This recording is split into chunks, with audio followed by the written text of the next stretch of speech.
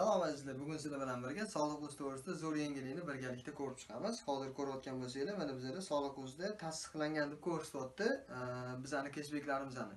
Bu narsa qanaqa ishlayotganligi to'g'risida menga juda ham ko'p savollar tushdi. Soliq o'zi dasturi to'g'risida video chiqarganimda menga misol uchun cheklar tasdiqlanmayapti yoki bo'lmasam chekimni olmayapti degan savollar tushdi. Cheklar qanaqa payt tasdiqlanishi va ularni qanaqa qilib qabul qilishi, ularni qachon tasdiqlanishi to'g'risida men operatorlar bilan gaplashib chiqdim.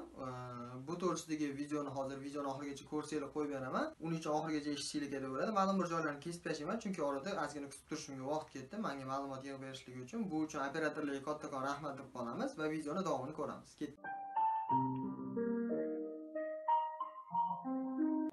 Ваша позиция в очереди. 3. Ожидайте, пожалуйста, ответа оператора. Благодарим за терпение.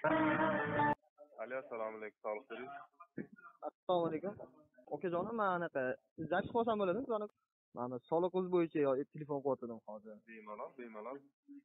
Soliq o'z programmasi bor edi. Yo'q, shu programmadan cashback yig'ilgandan keyin tasdiqlanganga o'tyapti. 1-fevraldan o'tadi deb yozishgan ekan.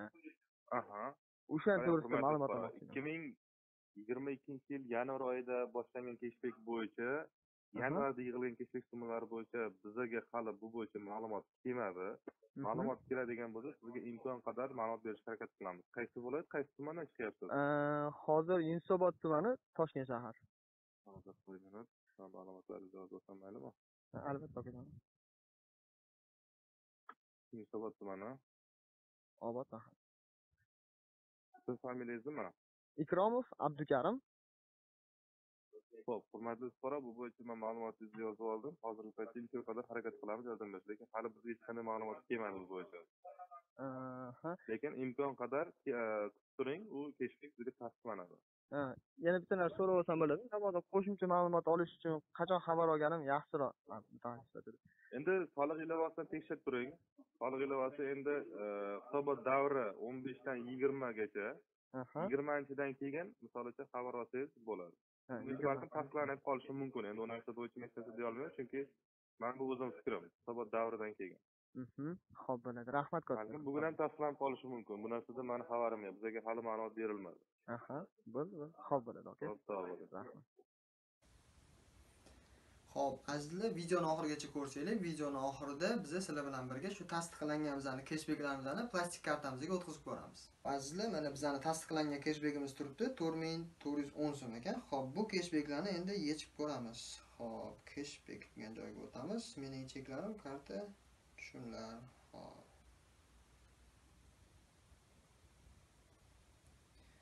Xo'p, balans summa turibdi. Kartaga pul o'tkazish degan joyi bor ekan. Mana kartaga pul o'tkazishni bosamiz. Bu yoqqa men o'zimni kartamni kirgizganman, eslatib o'taman. Sizlarda agar plastik kartangiz bo'lsa, plastik kartani kirgizasizlar.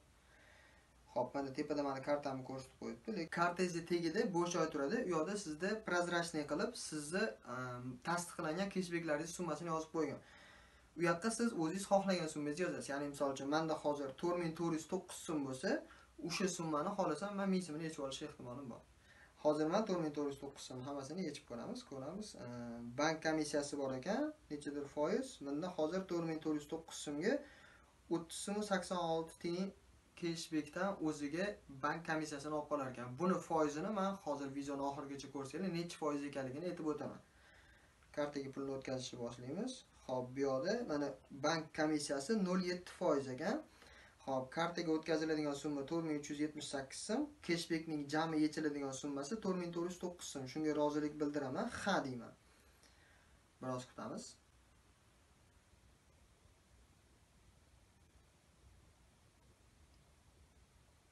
Transaksiya muvaffaqiyatli amalga oshirildi dedi. Xo'p, endi bo'lsa men ko'raman, hozir plastikimga o'tib, bu summa meni kartamga tushganmi yo'qmi, shuni tekshirib olishimiz kerak bo'ladi. Soliq o'z ilovasiga o'tamiz. Soliq o'z ilovasiga o'tganimizdan keyin bitta obnovleniya qilib olamiz. Plastikka ma'lum bir vaqt o'tgandan keyin, taxminan 3 daqiqadan 5 daqiqagacha bo'lgan vaqt o'tgandan keyin plastikka pul tushirib berilar ekan. Xo'p, bu yerda xuddi shunaqa cashback degan joyga kiramiz. U yerda tushumlar tarixi degan joyga o'tganimizda mana bizda cashback o'tkazildi 4409 so'm va meni plastik kartamga xuddi shu summa tushdi. Menga SMS keldi. Buni tekshirib olamiz. O'sha meni plastikimda bor summa 2753 so'm edi. Mana hozir ham shunaqa turibdi. Obnovis qilamiz. Obnovis qilganimizda mana bizga 4300 qanchadir so'mma tushdi. E'tiboringiz uchun kattakon